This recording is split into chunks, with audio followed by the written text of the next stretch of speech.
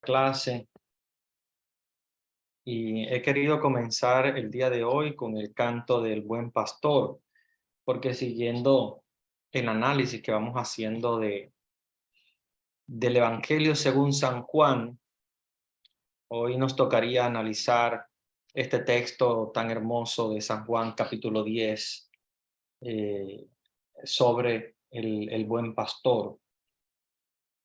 Es un evangelio que leemos todos los años cuando nos toca el cuarto domingo de Pascua, que es el llamado el Domingo del Buen Pastor, donde se lee siempre este texto de el Evangelio según San Juan, capítulo 10. Vamos a leerlo y vamos a ir analizando junto con él, ¿verdad? Eh, esta, este hermoso pasaje eh, donde Jesús, ¿verdad? Nos habla del pastor y nos compara esta figura que es muy conocida en Israel, no tan conocida para nosotros, tal vez de una cultura más occidental, incluso más caribeña, donde no tenemos ovejas, pero era muy conocida en Israel y por lo tanto la imagen daba muy bien a pie, ¿verdad? Para compaginar muy bien con la figura del buen pastor, con la figura de Jesús. Juan capítulo 10 nos dice, en verdad les digo, el que no entra por la puerta en el redil de las ovejas, sino que escala por otro lado, ese es un ladrón y un salteador. Sabemos que los rediles, o sea, donde estaban las ovejas, eh, la casa de las ovejas, donde estaban ellas guardadas, tenía, ¿verdad?, una puerta que el que podía entrar por esa puerta era el pastor, que es el que tiene la llave para poder entrar por esa puerta. Quien escala por otro lado, ese es un ladrón y un salteador, dice Jesús cuando habla del buen pastor, que es el que entra por la puerta. Sin embargo, va a haber algunos que van a entrar por otros lugares y esos son ladrones, son salteadores. Dice, pero el que entra por la puerta es pastor de las ovejas. A ese le abre el portero y las ovejas escuchan su voz y a sus ovejas las llama una por una y las saca fuera. Cuando ha sacado todas las suyas, va delante de ellas y las ovejas le siguen porque conocen su voz. Pero no seguirán a un extraño, sino que huirán de él porque no conocen la voz de los extraños. Ya aquí Jesús nos está aclarando la familiaridad que existe entre el pastor y las ovejas. El pastor es el que entra por la puerta, el pastor es el que llama a las ovejas cada una, las saca fuera. Y el pastor es el que al llamarlas, las ovejas pueden reconocer su voz y lo pueden diferenciar de un extraño. Jesús dijo esta parábola, pero ellos no comprendieron lo que les hablaba. Entonces Jesús les dijo de nuevo, en verdad les digo, yo soy la puerta de las ovejas. Todos los que han venido delante de mí son ladrones y salteadores, pero las ovejas no les escucharon. Yo soy la puerta. Si uno entra por mí, estará a salvo. Entrará y saldrá y encontrará pasto. El ladrón no viene más que a robar, a matar y destruir. Yo he venido para que tengan vida y la tengan en abundancia. Esta es una de las frases más comunes del Evangelio cuando escuchen ustedes Juan 10:10. Yo he venido para que tengan vida y la tengan en abundancia. Yo soy el pastor, el buen pastor. el buen pastor que da la vida por sus ovejas, pero el asalariado que no es pastor, a quien no pertenecen las ovejas, ve venir al lobo, abandona las ovejas y huye, y el lobo hace presa en ellas y las dispersa, porque es asalariado y no le importa nada a las ovejas. Yo soy el buen pastor, conozco mis ovejas y las mías me conocen a mí. Como me conoce el Padre y yo conozco a mi Padre, y doy mi vida por las ovejas. También tengo otras ovejas que no son de este redil. También a esas las tengo que conducir y escucharán mi voz, y habrá un solo rebaño y un solo pastor. Por eso me ama el Padre, porque doy mi vida para recobrarla de nuevo. Nadie me la quita, yo la doy voluntariamente. Tengo poder para darla y poder para recobrarla de nuevo. Esa es la orden que he recibido de mi Padre. Fíjense cómo Jesús nos está hablando de aspectos que son importantes en la misión del pastor. El pastor es el que da la vida por las ovejas. O sea, el pastor no es un cualquiera, no es un asalariado, como por ejemplo podría ser el asalariado que simplemente va a ayudar porque le pagan un salario, pero no es el dueño de las ovejas, por lo tanto no las considera, no les importa, simplemente va porque le van a pagar un dinero, pero no es el dueño de las ovejas, no es el pastor que siente por las ovejas, que ama las ovejas, que si se pierde alguna de ellas va en busca de la oveja perdida. El asalariado simplemente es alguien que está allí porque le interesa que le paguen el dinero por cuidar las ovejas, pero no es el verdadero pastor. El verdadero pastor es el dueño de las ovejas, el que está con ellas día y noche, aquel que se interesa por sus ovejas, que da la vida por ellas, que es capaz de hacer lo que sea para poder salvarlas una a una. Y esta comparación es importante porque en la iglesia Jesús se nos está presentando como el pastor de las ovejas, el que viene porque le interesan las ovejas, porque le interesan cada una de ellas. Él está interesado por las ovejas, las busca, las sigue.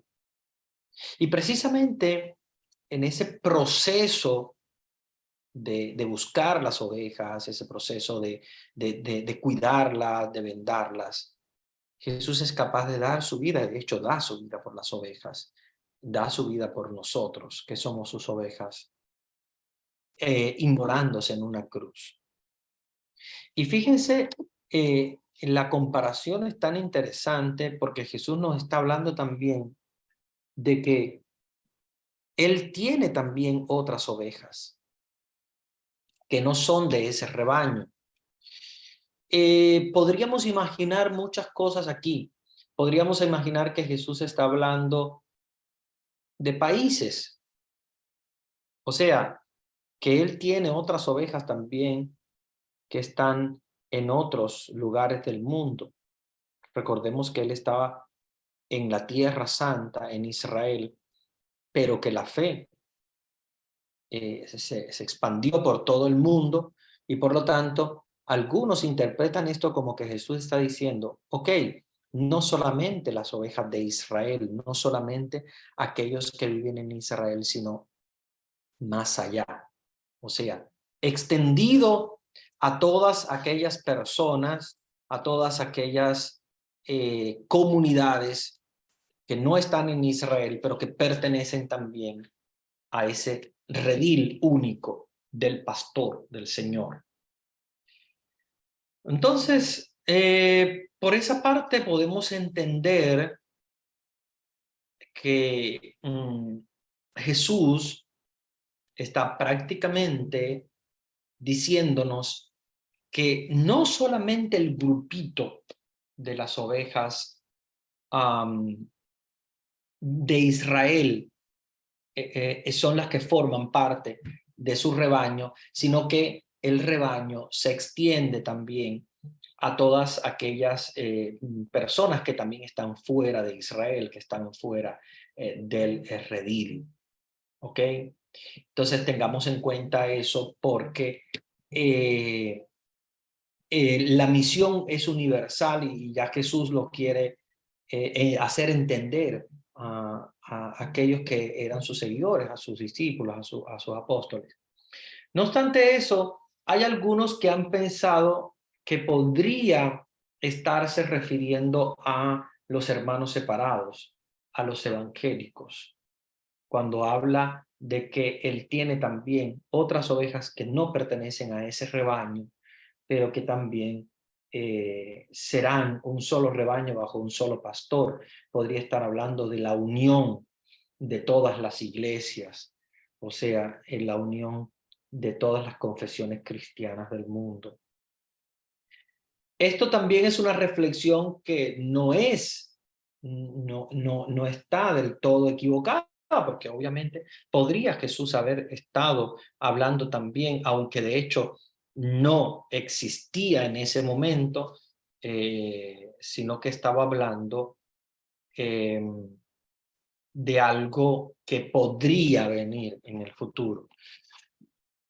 Sabiendo Jesús que el ser humano es muy, digamos, de alguna manera limitado, pecador, podría caer también en el hecho de la división y que también algunos que no pertenecieran a ese rebaño podrían también pertenecer cuando Jesús uniera a todos en un solo rebaño.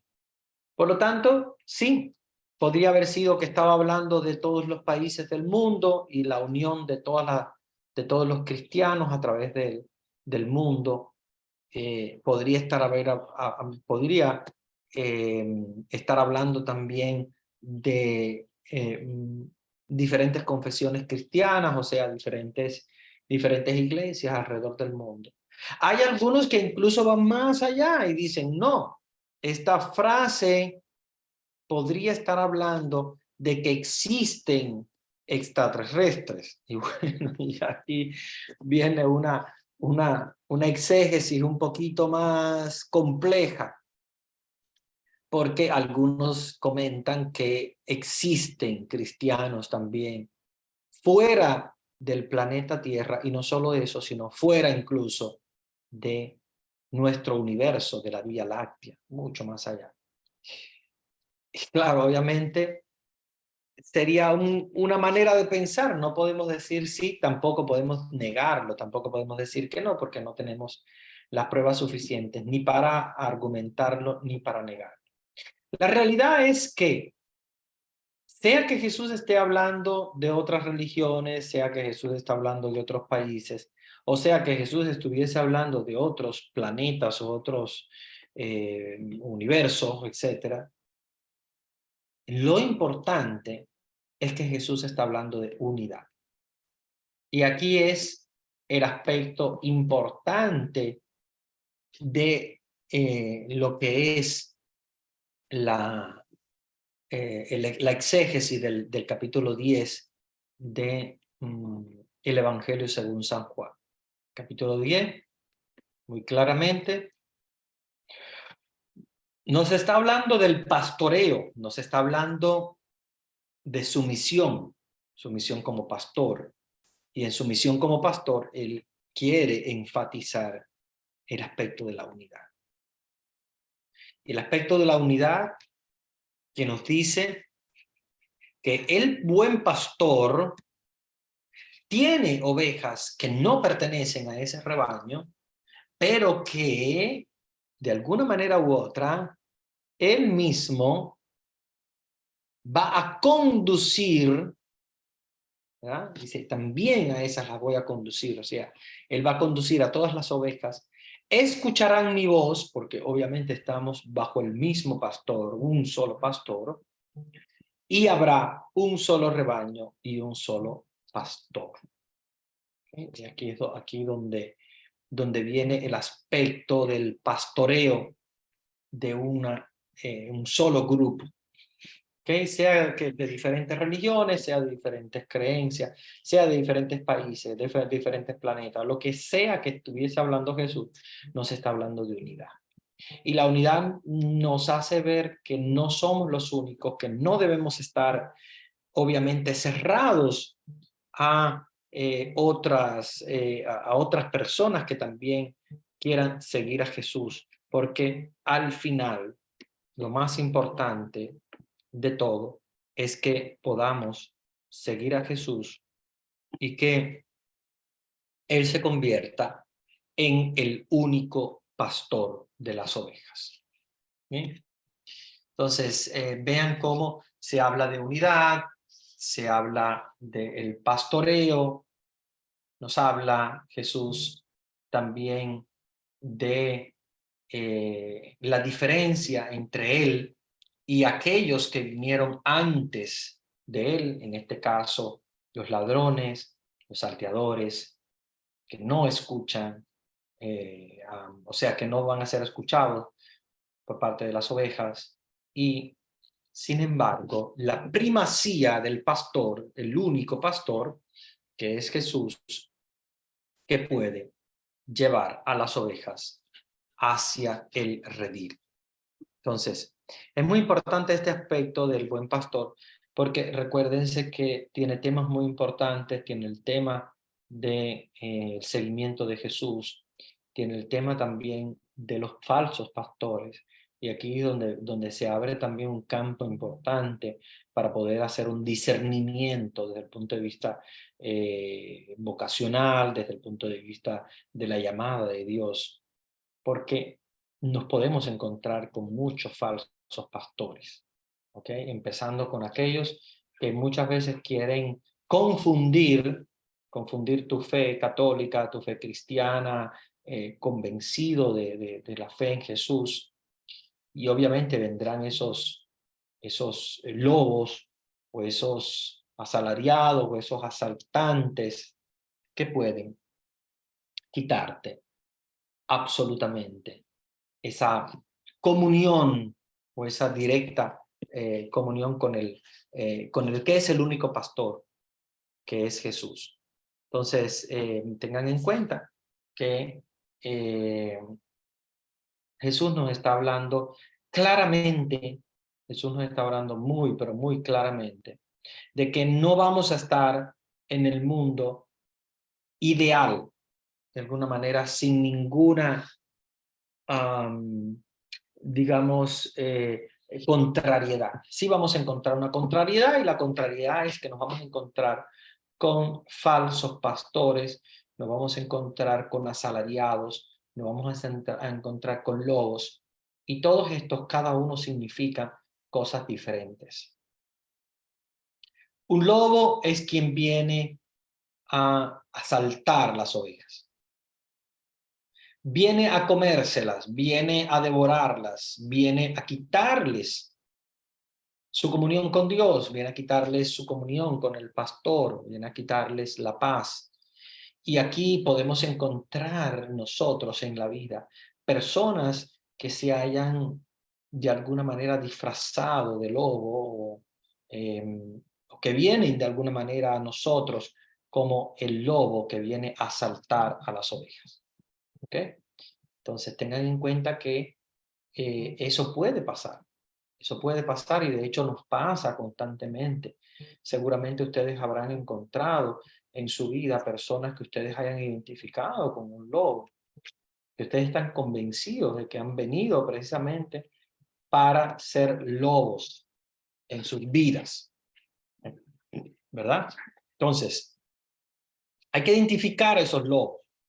Hay que identificar a esos que vienen como lobos a nuestra vida para apartarnos de Dios, para quitarnos la comunión con Dios, para matar el alma.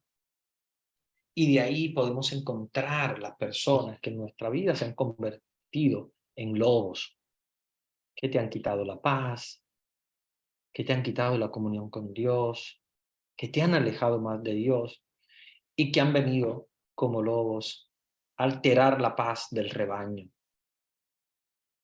Por otra parte, están los asalariados, que son aquellos que no les interesan absolutamente las ovejas. No les hacen daño, pero no las cuidan como las cuida el pastor. Y de alguna manera puede que en tu vida también hayas pasado por situaciones donde te has encontrado el asalariado que viene a aprovecharse, que viene a tomar ventaja de la situación en la que te encuentras, del problema en el cual estás viviendo, pero viene absolutamente para quitar la paz, para alterar la paz de la oveja. Y viene porque lo que le interesa es trabajar para el rebaño, no es un asalariado, no es el dueño del rebaño. Por lo tanto, no viene a construir, sino que viene a destruir. Muchas veces en nuestra vida también nos podemos haber encontrado con esos asalariados. Nos los encontramos, vienen presentándose como asalariados, parecen ser el pastor, pero no vienen a pastorear. ¿Cuántos habremos encontrado en nuestra vida, verdad? Desde catequistas o ministros o líderes o religiosos o religiosas,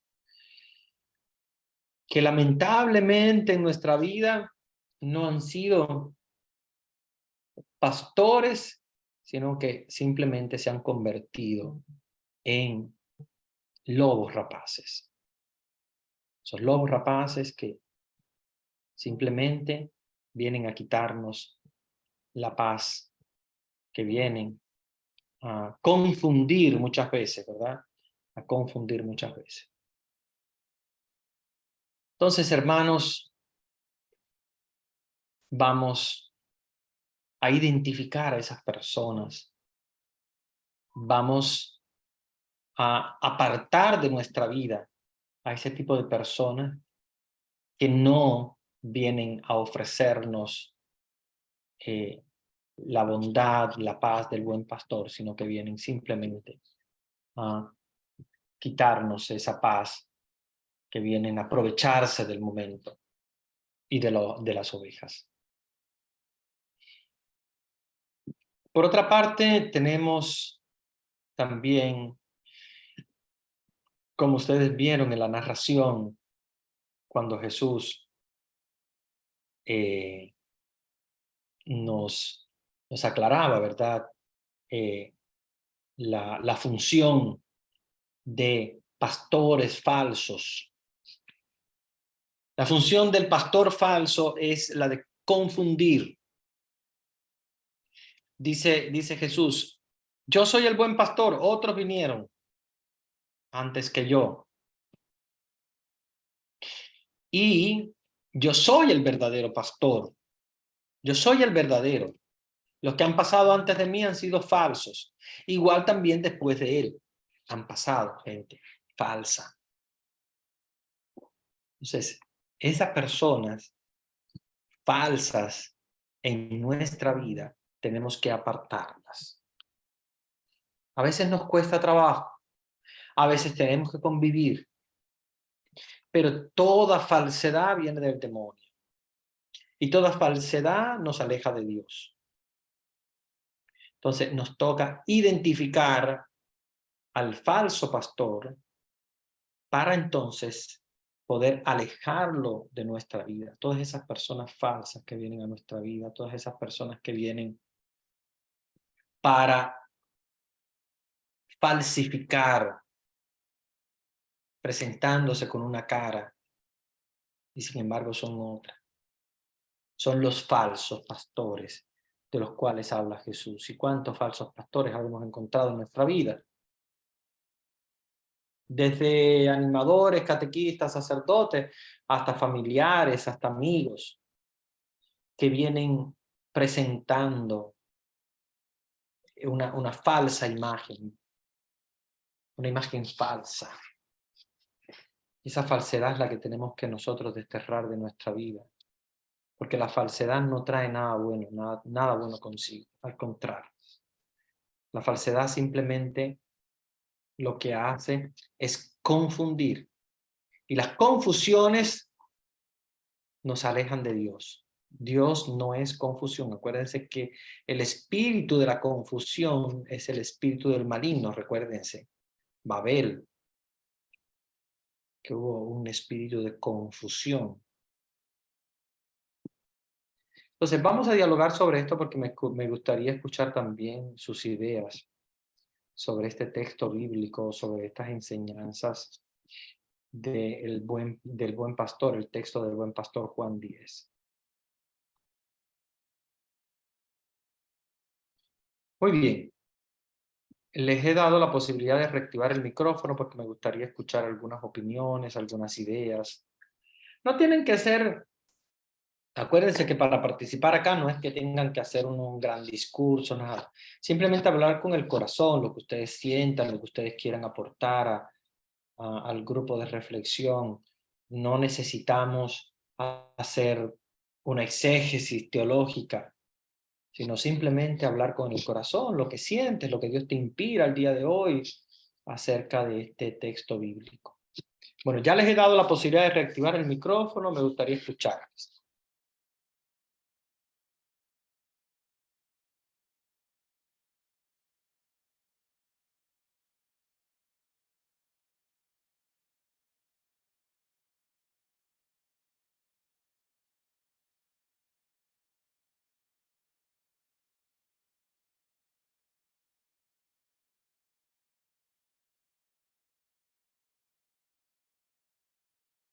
¿Hoy están callados o será que yo no les reactivé el micrófono o sí? Sí, sí, sí les puse reactivar el micrófono.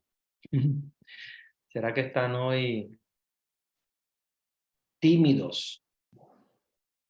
A ver quién rompe el hielo. Buenas noches, padrecito. Buenas noches, qué bueno que se animó usted, hermano. Soy Luz Pues de adelante. aquí de México. Bueno, Adelante. yo creo que como nos dice el Evangelio de Juan, pues Jesús es el buen pastor. Nosotros somos sus ovejas, pero hay otras ovejas que no son de este redil. Y yo creo que sí también se refiere a esas iglesias, a las cristianas, pero también yo creo que Jesús toma en cuenta a todos, aunque no sean cristianos, Él los llama. Por ejemplo, los de otras religiones, padre, por ejemplo, pueden ser hasta musulmanes, judíos, que se van convirtiendo, que de alguna manera van entrando a la fe también, porque ahora sí que yo pienso que Jesús está abierto a todos, padre. Y pues que sí también hay salteadores, hay lobos rapaces, ¿verdad? En todas partes, pero pues el mal principalmente es uno de ellos que se mete dentro de la iglesia a través pues de los hermanitos, nos mete ideas y empieza la desunión en la comunidad, en la parroquia, y debemos tener también cuidado en no caer en ese juego. Yo es lo poco que puedo entender, padre, no sé si estoy bien o estoy mal. Muy bien, gracias. Gracias, muy buena reflexión la tuya. Buenas noches, padre Humbertito. Buenas noches.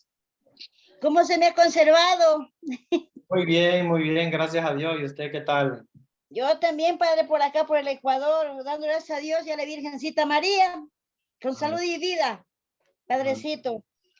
Yo lo que entiendo que dice, yo soy el buen pastor. Sí, nosotros somos las ovejas, porque vemos muchas ovejas perdidas. Yo hablo por mí, padrecito, porque yo cuando tenía, en mi juventud, era una oveja perdida, padre.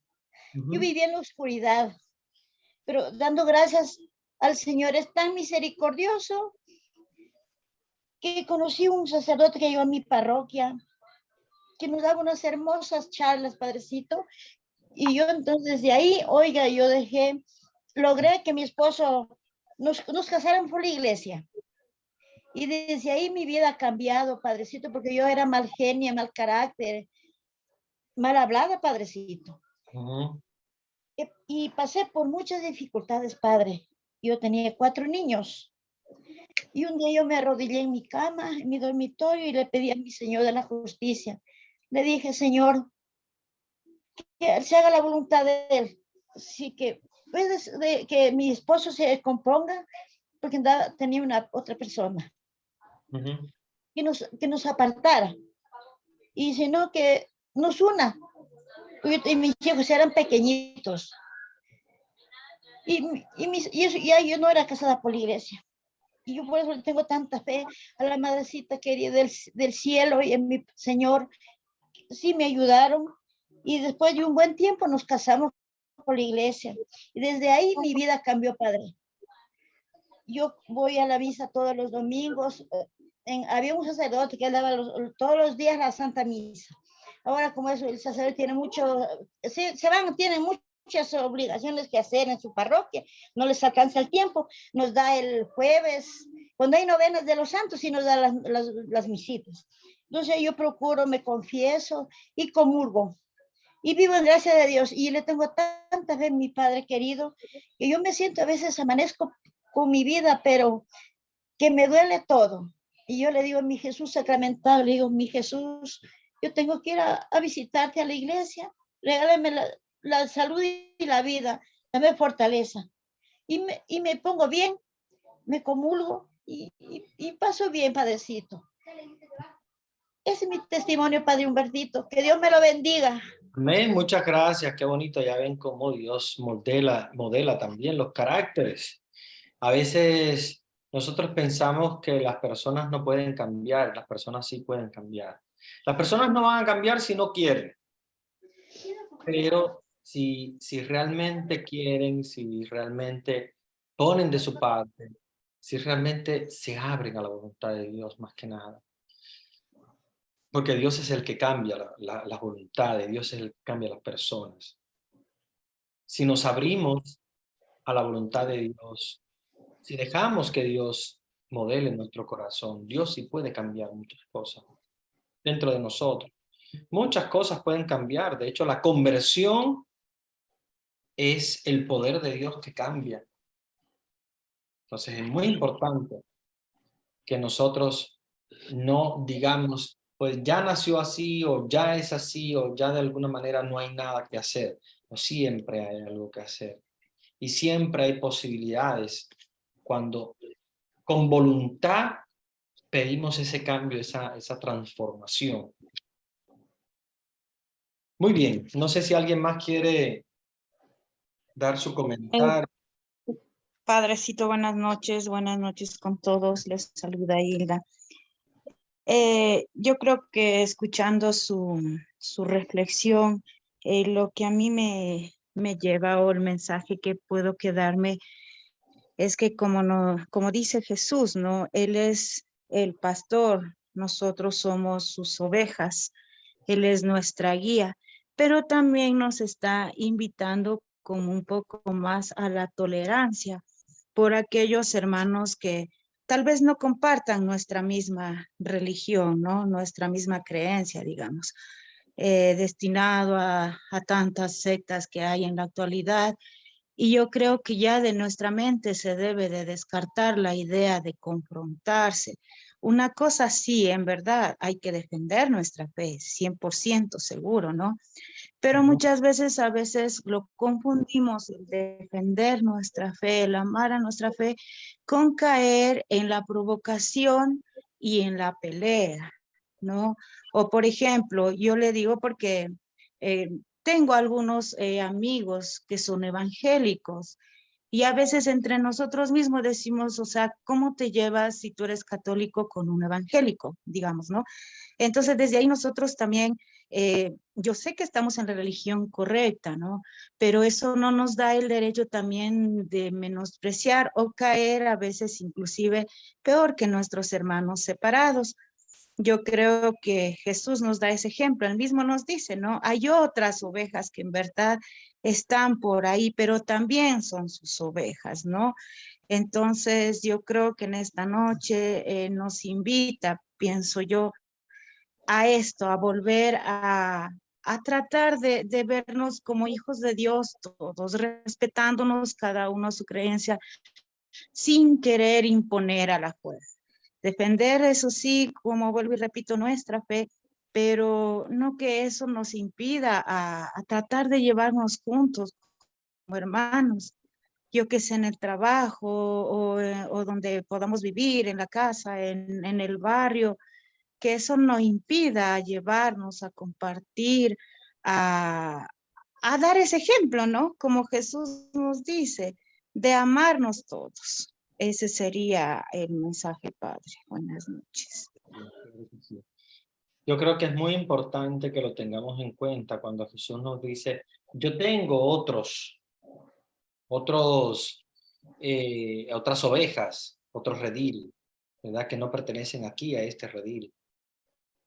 Y la confrontación nunca es positiva, porque al final, bueno, hay un señor anciano que una vez escuché que decía, de religión, deporte, como decía, de religión, de deporte y de política no se puede discutir, porque es cierto que al final cada quien tiene su punto de vista y debe ser respetado, y debe ser respetado. Lo que sí podemos hacer, ¿verdad? Como tú dices, efectivamente es defender nuestra fe, conocer bien nuestra fe para no dejarnos confundir, pero caer en la provocación, caer muchas veces en la discusión vana, porque al final pues ya sabemos, nosotros estamos convencidos de nuestra fe, no nos van a cambiar, ellos tampoco, entonces al final es una discusión vana sobre aspectos que nosotros estamos convencidos, sabemos, el amor a María, la Eucaristía, la confesión, el sacerdocio, el papado, o sea, el papa, todas estas cosas nosotros estamos convencidos de eso, pero ellos van siempre a provocar. Entonces es bueno que nosotros por lo menos partamos de la idea de Juan capítulo 10, el buen pastor, tiene otras ovejas. Al final somos todos, estamos todos bajo un mismo pastor, el único pastor de Jesús, es el pastor universal. Y que algunos hayan elegido un tipo de fe, un tipo de manera de adorar a Dios, eso no le permite al otro ni discutirle, ni ofenderle, ni crear divisiones, porque al final somos un solo rebaño. Pero sí debemos conocer en profundidad nuestra fe para mantener nuestra fe firme, porque lamentablemente ellos sí buscan mucho las divisiones y ellos sí buscan mucho lo que es la separación, como convencernos para tratar de confundirnos y tratar de llevarnos a esa religión, ¿ya? Entonces yo creo que en esto debemos nosotros abogar constantemente por un diálogo y un respeto, más que nada un respeto, o sea, respetar y decir, bueno, si de alguna manera nosotros formamos parte de un solo rebaño, si nosotros formamos parte de un solo pastor, entonces nosotros debemos entender que todos somos hijos de Dios con diferente fe en diferentes iglesias y que nosotros tenemos nuestra convicción de nuestra fe y de nuestra iglesia. En esto tenemos que ser muy claros. Buenas noches, padre. Buenas noches. A Estoy ver, llamando tu de aquí reflexión. con una preguntita, Sí. hablando así de las religiones. ¿Qué pasa? Tengo una amiga que es de otra religión y que invita a su boda. ¿Es posible que uno se pueda asistir? Bueno, aquí es una pregunta muy interesante, muy interesante. Yo creo que cuando alguien te invita porque hay un acontecimiento importante para la vida de esa persona, yo creo que puedes participar, pero obvio, dejando claro que tú no estás compartiendo esa fe, sino que tu intención, y aquí es donde viene el aspecto importante, tu intención es otra.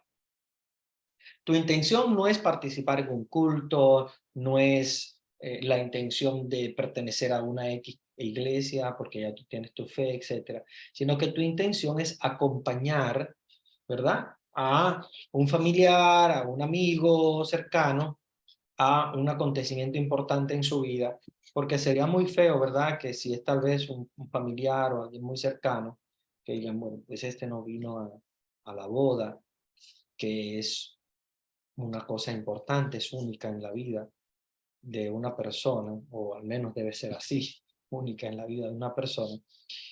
Y entonces obviamente vendría esa discrepancia como porque perteneces a otra religión, no puedes acompañar a tu prima, a tu amiga o a alguna persona. Yo creo que es bueno dejar claras las intenciones, antes que nada.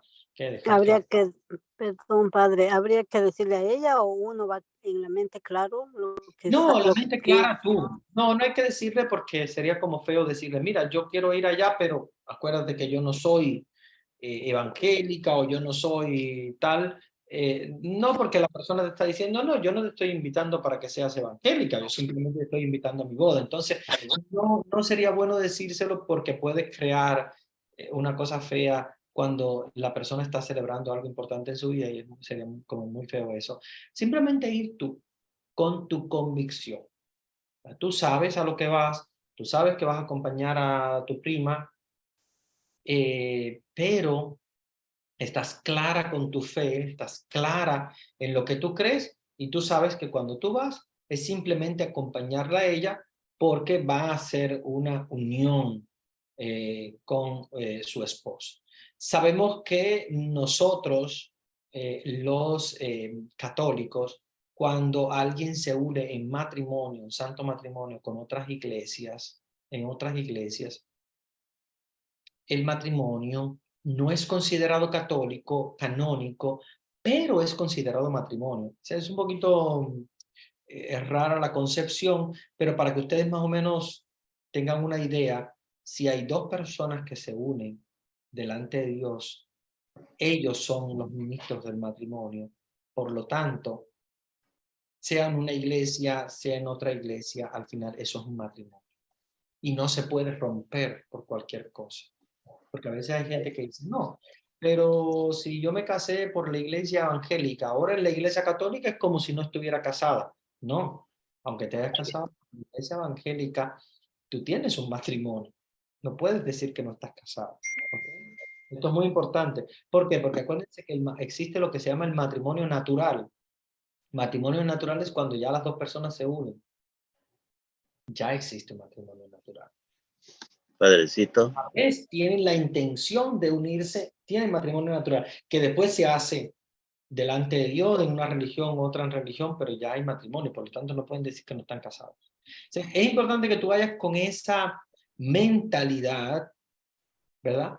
Para que tú sepas bien qué es lo que vas a hacer y qué es lo que tú vas a vivir en ese momento, ¿verdad?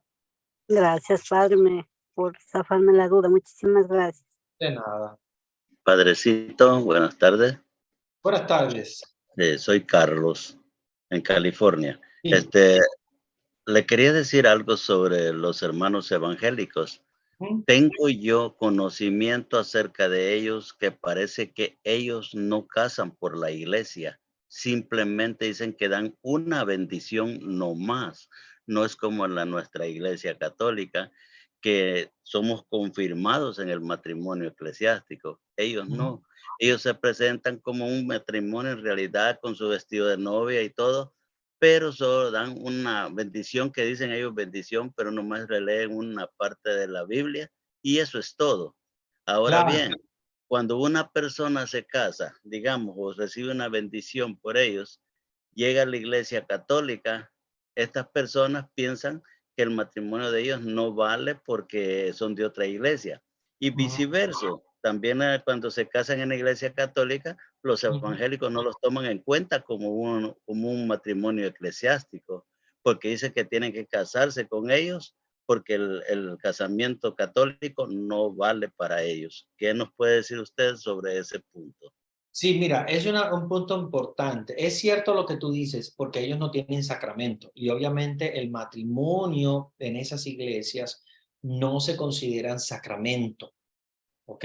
No es un sacramento porque ellos no tienen sacramento, pero sí se considera unión matrimonial, aunque sea una bendición, ya las personas, o sea, los cónyuges, tienen la intención de casarse y van a la iglesia evangélica a casarse. Entonces, en ese momento, aunque sea una simple bendición lo que ellos reciben, ellos están firmando documentos, ellos están haciendo, incluso no solo en la iglesia evangélica, incluso cuando se casan civilmente.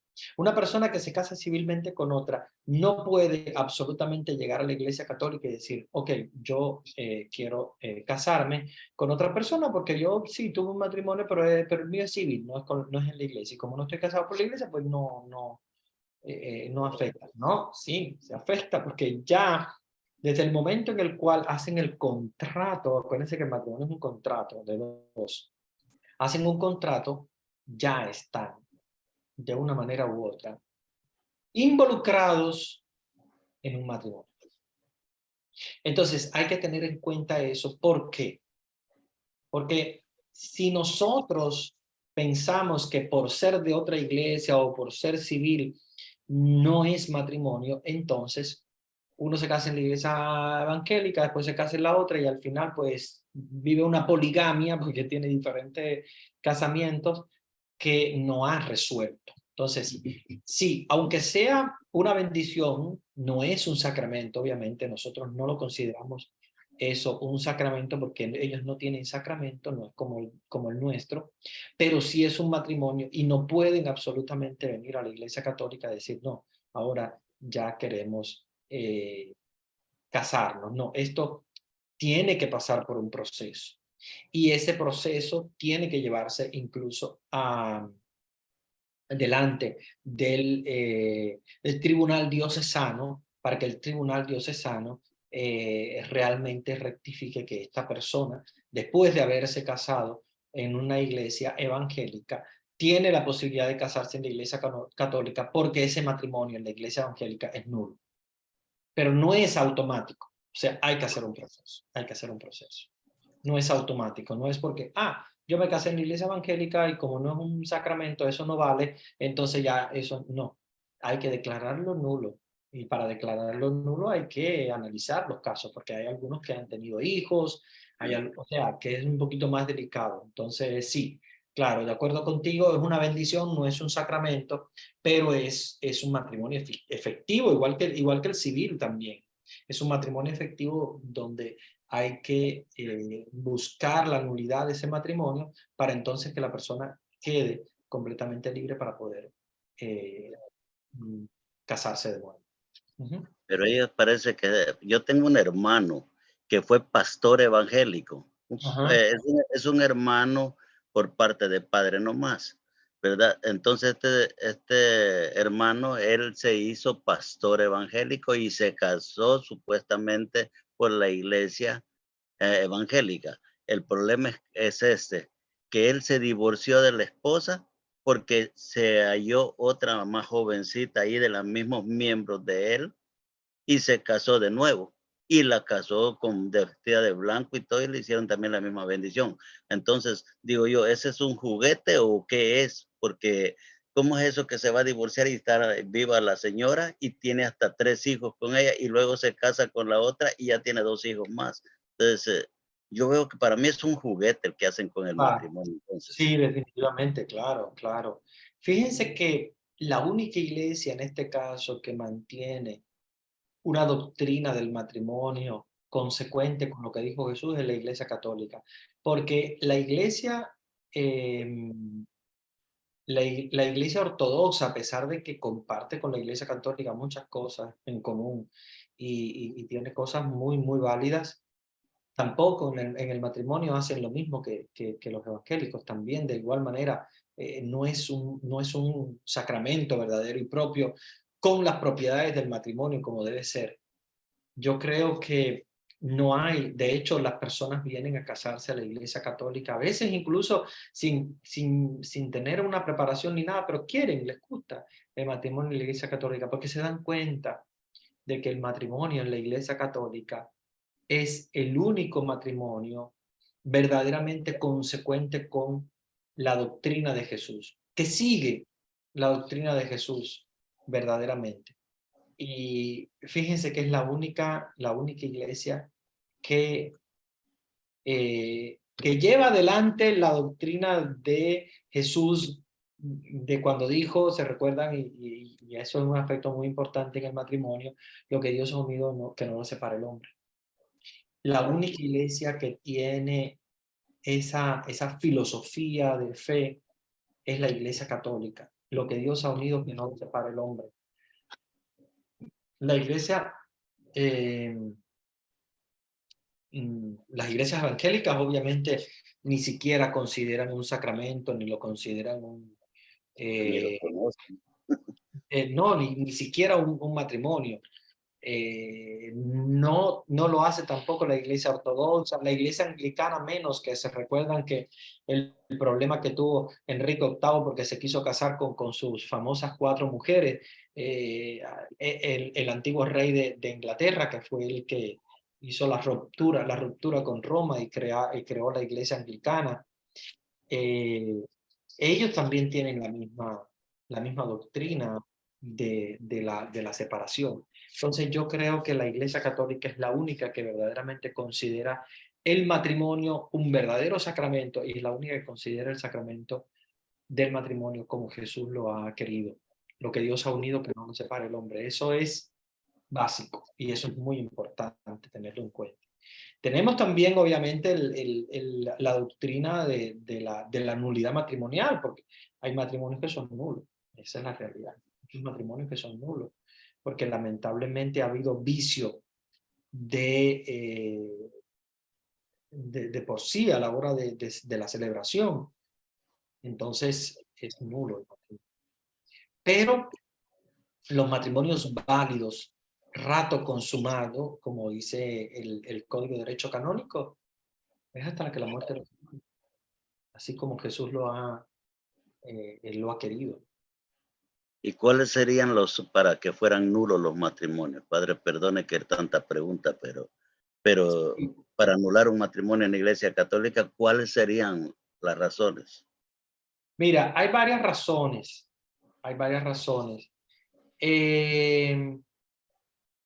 Yo te voy a elencar las más comunes para que más o menos tengas una idea, pero claro, eso obviamente se analiza en un tribunal y es el tribunal el que decide si realmente es nulo. Pero según el derecho canónico y según mi experiencia personal, la mayoría de los matrimonios nulos es por falta de consentimiento. ¿Qué quiere decir eso?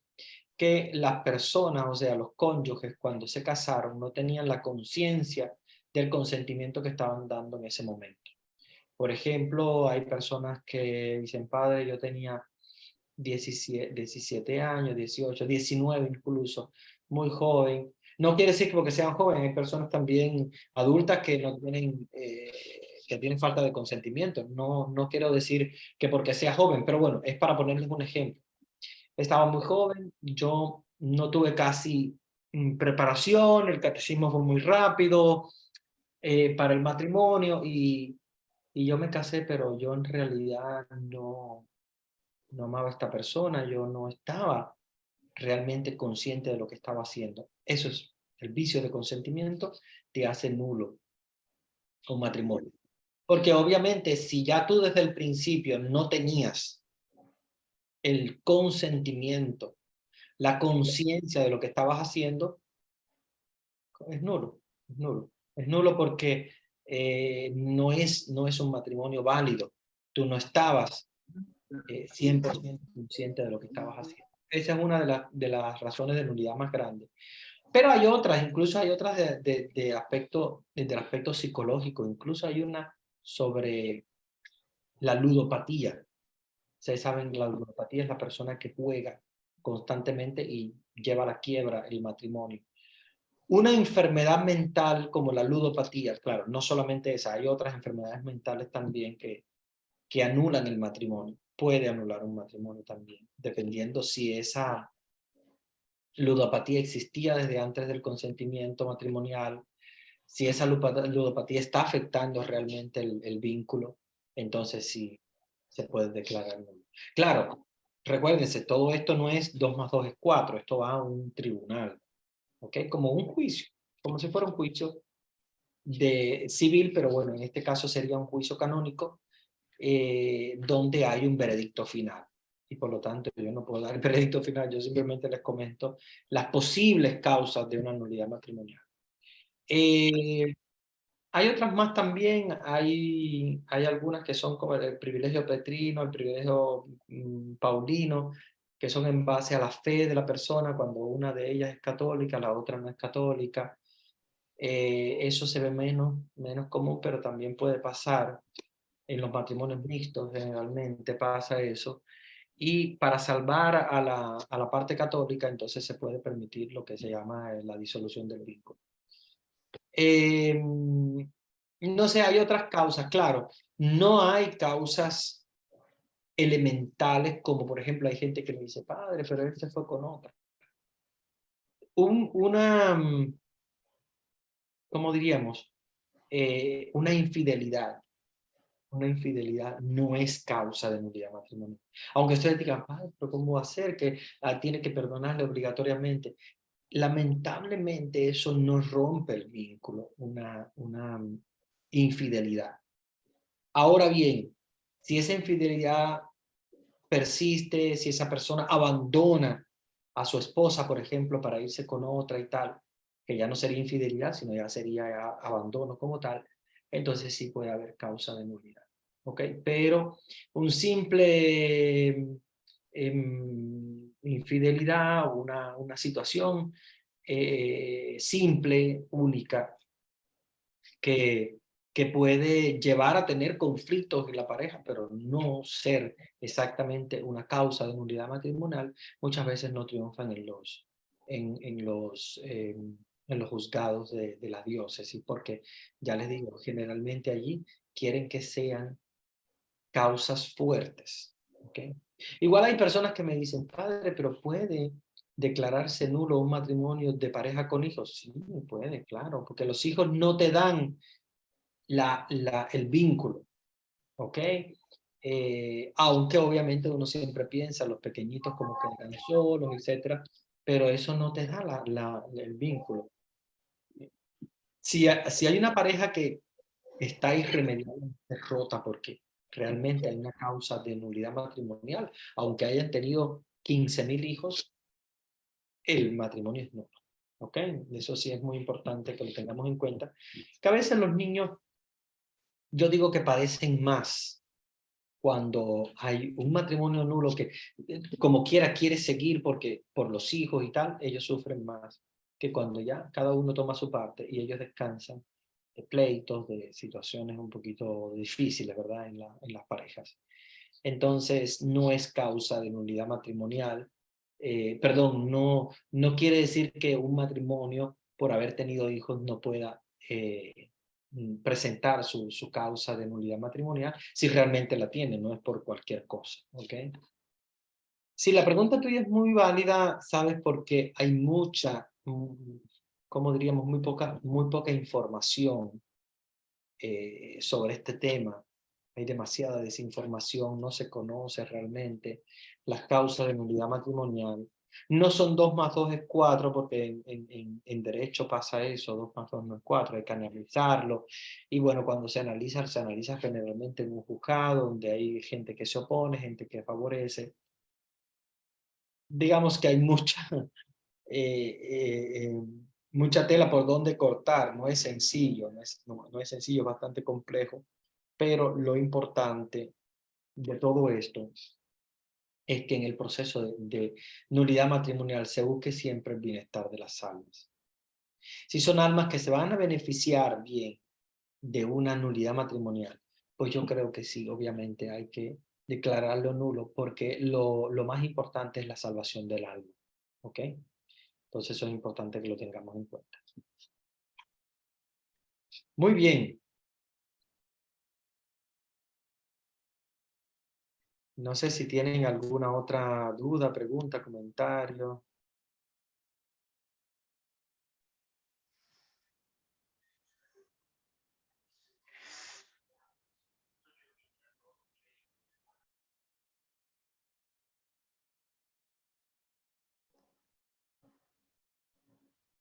Muy bien. Bueno, yo creo que hemos... Muchas gracias, Padre. De nada, con mucho gusto. Yo creo que hemos abarcado, ¿verdad?, bastante bien lo que es esto del proceso matrimonial católico, que es una situación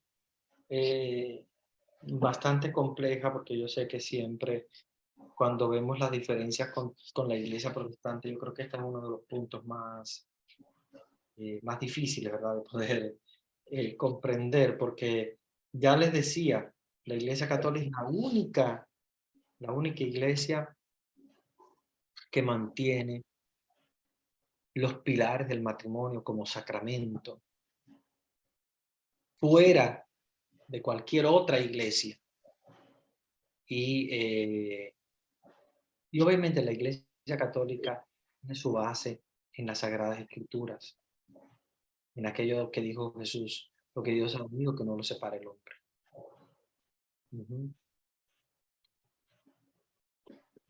Muy bien, entonces, bien, vamos a seguir entonces hablando, ¿verdad?, de estos temas más adelante. Y quisiera que entráramos ahora en profundidad en un texto bíblico, que es el texto de Juan 11, el capítulo siguiente al que estábamos viendo, Juan 11, ese encuentro de Jesús en Betania por la muerte de Lázaro. Había un cierto enfermo, Lázaro, de Betania, pueblo de María y de su hermana Marta. María era la que ungió al Señor con perfume y secó sus pies con sus cabellos. Su hermano Lázaro era el enfermo. Las hermanas enviaron a decir a Jesús: Señor, aquel a quien tú quieres está enfermo. O sea, prácticamente le está diciendo a tu amigo. Aquel a quien tú quieres, tu amigo, que tú conoces, es Lázaro. Al oírlo, Jesús dijo: esta enfermedad no es de muerte, es para la gloria de Dios, para que el Hijo de Dios sea glorificado por ella. Jesús amaba a Marta, a su hermana, María, y a Lázaro. Cuando se enteró de que estaba enfermo, permaneció 2 días más en el lugar donde se encontraba. Al cabo de ellos, dice a sus discípulos: volvamos de nuevo a Judea. Le dicen los discípulos: Rabí, con que hace poco los judíos querían apedrearte y vuelves allí. Jesús respondió: no son 12 las horas del día. Si uno anda de día no tropieza, porque ve la luz de este mundo. Pero si uno anda de noche, tropieza, porque no está la luz en él. Dijo esto y añadió: nuestro amigo Lázaro duerme, pero voy a despertarle. Le dijeron sus discípulos: Señor, si duerme, se curará. Jesús lo había dicho de su muerte, pero ellos creyeron que hablaba del descanso, del sueño. Entonces Jesús les dijo abiertamente: Lázaro ha muerto. Y me alegro por ustedes de no haber estado allí para que crean, pero vayamos a donde él. Entonces Tomás, llamado el mellizo, dijo a los otros discípulos: vayamos también nosotros a morir con él. Cuando llegó Jesús, se encontró con que Lázaro llevaba ya 4 días en el sepulcro. Betania estaba cerca de Jerusalén, como a unos 15 estadios. Muchos judíos habían venido a casa de Marta y María para consolarlas por su hermano. Cuando Marta supo que había venido Jesús, le salió al encuentro, mientras María permanecía en casa. Dijo Marta a Jesús: Señor, si hubieras estado aquí, no habría muerto mi hermano. Pero aún ahora yo sé que cuanto pidas a Dios, Dios te lo concederá. Le dice Jesús: tu hermano resucitará. Le respondió Marta: ya sé que resucitará en la resurrección del último día. Jesús le respondió: yo soy la resurrección. El que cree en mí, aunque muera, vivirá. Y todo el que vive y cree en mí no morirá jamás. ¿Crees esto? Le dice ella: sí, Señor, yo creo que tú eres el Cristo, el Hijo de Dios, el que iba a venir al mundo. Dicho esto, fue a llamar a su hermana María y le dijo al oído: el maestro está ahí y te llama. Ella, en cuanto lo oyó, se levantó rápidamente y fue donde él. Jesús todavía no había llegado al pueblo, sino que seguía en el lugar donde Marta lo había encontrado. Los judíos que estaban con María en casa consolándola, al ver que se levantaba rápidamente y salía, la siguieron pensando que iba al sepulcro para llorar allí. Cuando María llegó donde estaba Jesús, al verle cayó a sus pies y le dijo: Señor, si hubieras estado aquí, mi hermano no habría muerto. Viéndola llorar, Jesús, que también lloraban los judíos que la acompañaban, se conmovió internamente, se turbó y dijo: ¿dónde lo han puesto? Le respondieron: Señor, ven y lo verás. Jesús se echó a llorar. Este es el versículo 35. Capítulo 11, versículo 35. Recuérdenlo siempre, es el versículo más pequeño de toda la Biblia. Jesús lloró.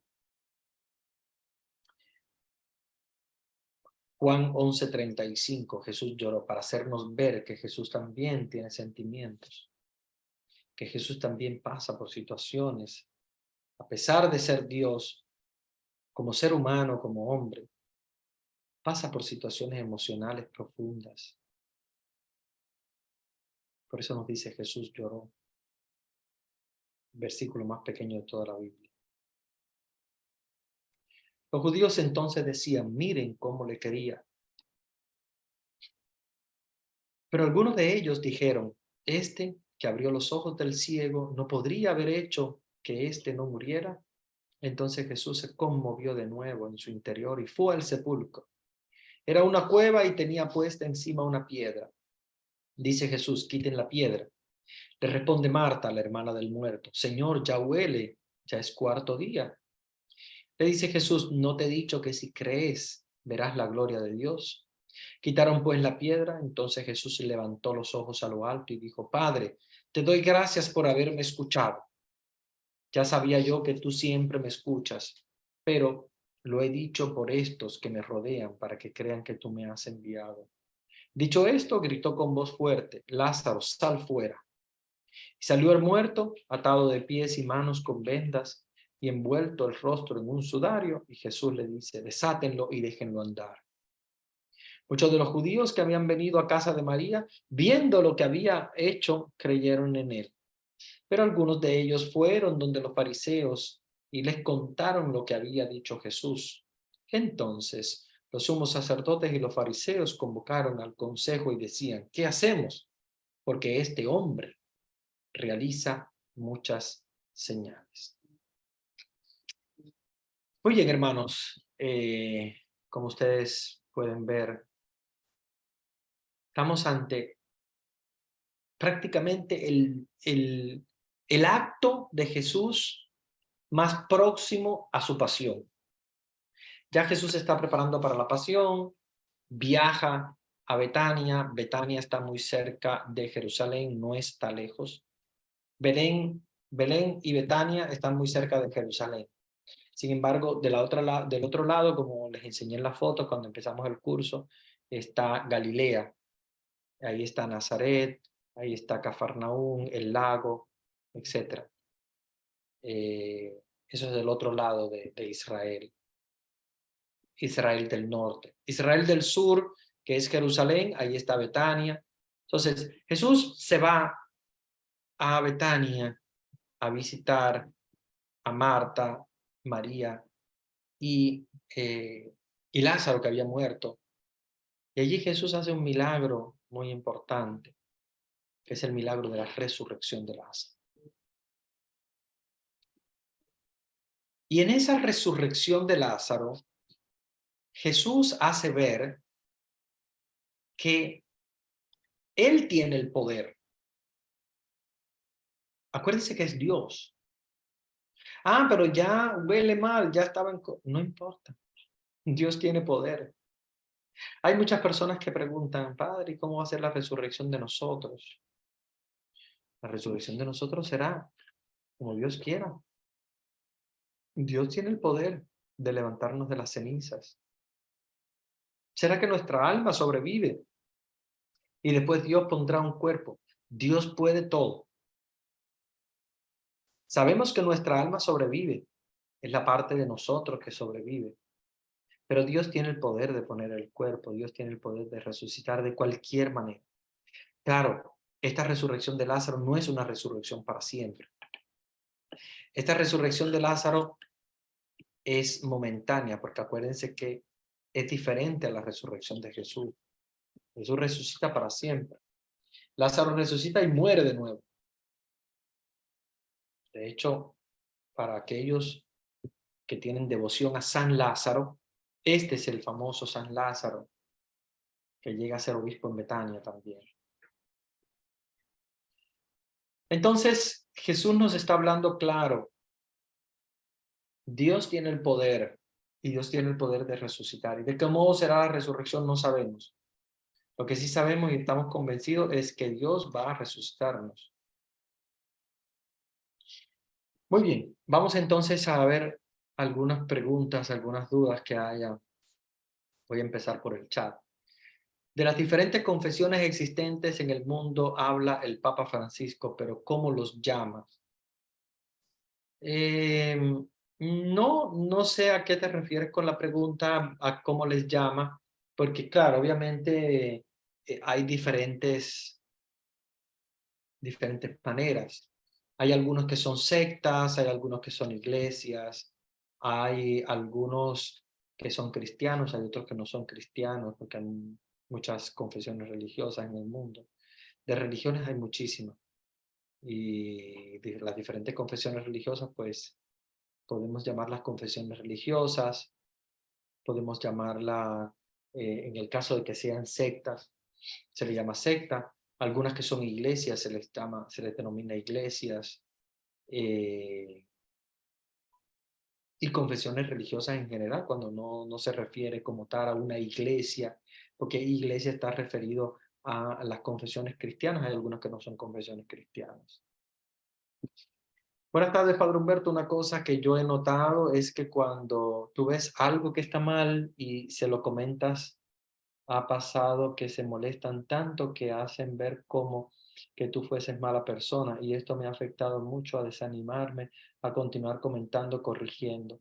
Sí, yo lo entiendo de que verdad este comentario que tú dices, porque lamentablemente a veces hay personas que asumen las correcciones como si estuviesen haciendo algo mal y como si tú estuvieses corrigiéndole. A veces hay personas que dicen, no, pero tú también tienes defectos, o quién eres tú para decirnos qué tenemos que hacer, o hay personas que se protegen de un cierto grado de agresión, porque obviamente una corrección a veces es considerada como si fuera una agresión, como si estuviera agrediendo a la otra persona, porque al final le estás diciendo algo que está mal.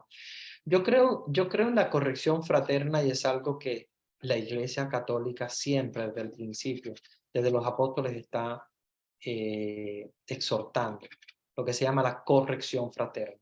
Y es fraterna porque es entre hermanos, y esto quiere decir que si yo voy a corregir a alguien, pues yo tengo también que dejarme corregir si alguien me dice algo que nota. Entonces, en la corrección fraterna, todos podemos ganar. Quien da una corrección puede también recibirla, y así ganan los dos. Entonces, yo creo que hay que seguir esforzándonos de alguna manera u otra en aceptar las correcciones y ayudar a corregir cuando uno desde fuera puede ver algo. Pero en este caso, si hay personas que se cierran, pues ya yo diría que, como dice el mismo evangelio, si ves a tu hermano que está en una situación, etcétera y tal, llévalo delante de otro hermano, habla con él. Si no hace caso, llévalo al jefe, digamos, de alguna manera del grupo, hasta que, bueno, al final pues se lleva a la comunidad, y si tampoco la comunidad quiere hacer caso, pues ya has perdido un hermano, como dice el mismo Jesús en el Evangelio. Pero no podemos quedarnos callados, porque si hay alguna situación que nosotros vemos que no está bien, no debemos quedarnos callados.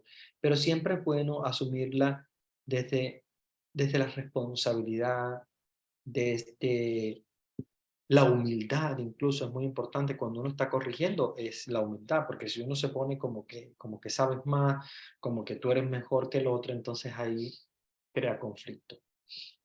Es mejor ir con humildad, con conciencia clara de lo que está pasando, y bueno, con humildad decir, bueno, humildemente yo aconsejo, ¿verdad? Que podamos cambiar X, o Y, Z. Entonces eso te va a ayudar a asumirlo con confianza, con responsabilidad, y asumirlo sobre todo con humildad, que es muy importante. Bien, próxima pregunta. Padre, buenas noches. ¿Podría explicar un poco los versículos 9, 10? Porque siempre me ha costado entender lo que Jesús no quiere decir. Versículos 9, 10 ¿de qué? De este mismo capítulo 11. Déjame ver. Jesús respondió, no son 12 las horas del día, si uno anda de día no tropieza, porque ve la luz de este mundo, pero si uno anda de noche tropieza, porque no está la luz en él. Sí, te voy a explicar por qué lo dice Jesús, y vamos a ir un poquito más arriba para que te des cuenta.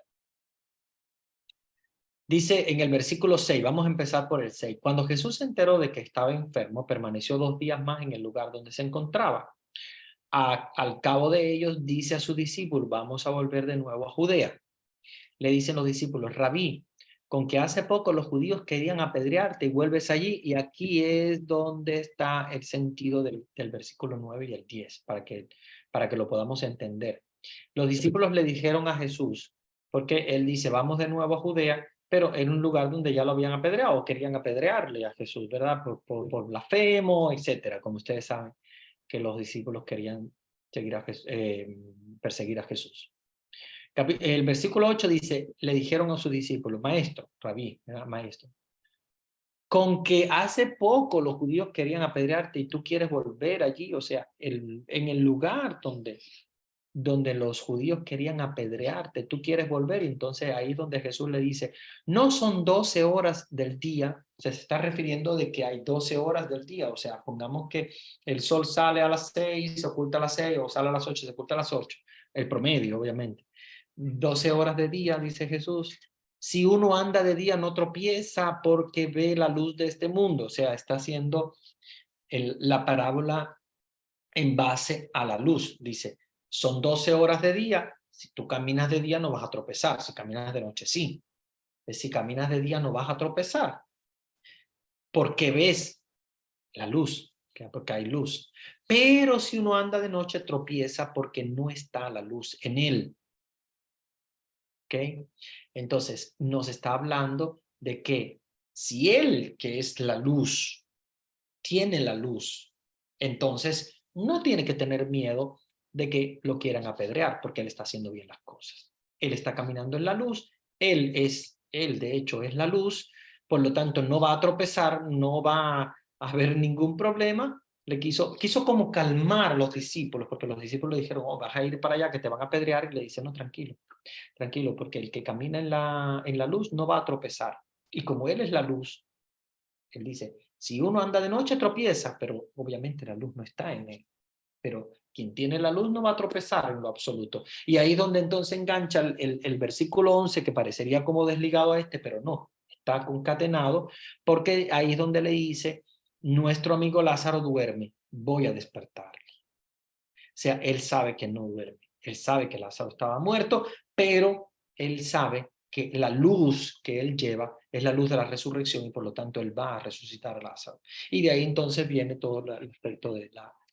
Pero qué bueno que me haces esta pregunta porque es cierto que el versículo 9 y 10 parecerían como desencajados de ahí, como que Jesús dijo eso porque se le ocurrió, pero no, tiene mucha concatenación sobre todo con el versículo 8, lo que le dicen los discípulos sobre la persecución que él tiene. Porque acuérdense que aquí va a empezar la persecución, porque este es el último, por lo menos en el Evangelio según San Juan, este es el último acto que hace Jesús, porque ya después lo que va a hacer Jesús es entregarse a los judíos para ser crucificado. Muy bien, hermanitos. Yo hoy voy a tener que irme un poquitico más temprano que lo normal, por eso voy a dejarles la clase hasta acá, aunque de todos modos ya hemos avanzado bastante, y era prácticamente lo que tenía para dar el día de hoy. Y entonces voy a darle la bendición porque ando de carrerita, pero el próximo martes ya vamos a entrar entonces en la última fase, la fase final del Evangelio según San Juan, que es la pasión, muerte y resurrección de Jesús, que ya lo vimos bastante bien con las fotos que yo les presenté, que les comenté también los aspectos del Evangelio, pero bueno, ya aquí lo vamos a ver de modo escriturístico, o sea, lo que es ya la parte de la escritura. Bien, vamos a ponernos en las manos de Dios para recibir la bendición. El Señor esté con ustedes. Y con tu espíritu. Y la bendición de Dios Todopoderoso, Padre, Hijo y Espíritu Santo, descienda sobre ustedes y permanezca para siempre. Amén. Que tengan una linda noche. Les dejo con Vanesita. Gracias, Padrecito.